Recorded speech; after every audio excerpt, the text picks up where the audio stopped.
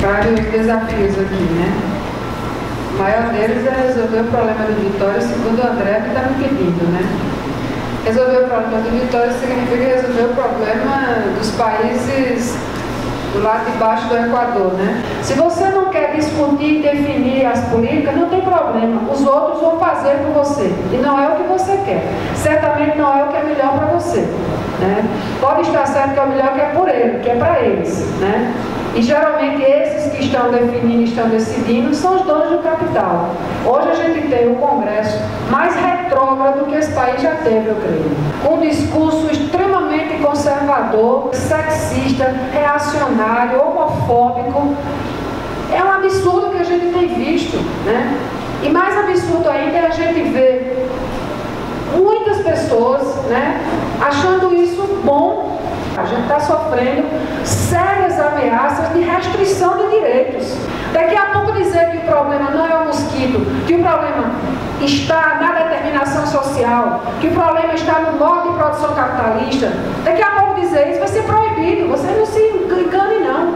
Se a gente não garantir a democracia plena nesse país, daqui a pouco a gente não vai estar podendo abrir a boca, não. Daqui a pouco não são os companheiros do MST que vão estar morrendo por reforma agrária, por direito social, não. Daqui a pouco somos nós. Sou eu que estou aqui. E que André me perguntou qual é a solução, André, né? Sou eu. Vou dizer algumas coisas que podem ser feitas, que você já sabe. As pessoas que estão aqui nessa sala, que são 9h30 da noite, essas pessoas aqui já sabem. Quem está lá no Planalto já sabe também. Agora eles têm uma opção diferente da nossa. Eles têm uma opção política que não é a nossa. Nós queremos uma opção pela democracia. Nós queremos uma opção pela participação da sociedade. Nós queremos uma opção pela liberdade. Nós queremos uma opção pela redistribuição de terras. Nós queremos uma opção pela garantia de direitos. Nós queremos reforma agrária. E isso eles não querem. Nós que somos do setor saúde, a gente tem que atuar cada vez mais como intelectuais transformadores. Nas nossas organizações, nos vários movimentos que existem, nós individualmente, enquanto professores, enquanto alunos, enquanto docentes, enfim, nos movimentos que a gente atua, a gente tem que atuar como intelectual transformador, levando isso para as pessoas, trocando com as pessoas o conhecimento. E aí, né, como resolver? De outra forma. A gente precisa realmente mudar o poder, mudar a força que está no poder. Não existe outro caminho, não. Pressionar os que estão, saber escolher quem vai votar, enfim, não tem outro caminho. E garantir, acho que agora a gente está num momento que a gente precisa garantir primeiramente a democracia, né? Mas se a gente não conseguir isso, a gente não vai ter nem como discutir as outras coisas, né?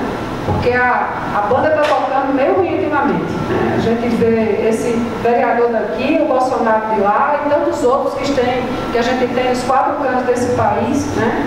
Eu acho que se a gente não for para a rua realmente, se a gente não for brigar pelos nossos direitos, se a gente não for brigar pela democracia, é uma briga mesmo, é uma luta mesmo, é uma luta ideológica que a gente está tendo ultimamente, né? Ao lutar contra a homofobia, a gente está tendo uma luta ideológica, né? Ao lutar pelos nossos direitos, né? Direitos que alguns deles a gente até já conquistou e está ameaçado de perder, né? Então a gente precisa ter realmente isso em mente e, né, seguir adiante, né? É a vida que segue, né? Como o companheiro do MST falou, né? Para cada um que se vai, outros tantos se levantam, né? E nós que ainda estamos aqui, que mantenhamos de pé e com força para lutar ainda, né? Para seguir adiante, lutando pelo SUS, lutando pelas políticas públicas, lutando pelo Estado democrático, né? E que a gente realmente consiga isso de fato, né? Esse é o meu lema.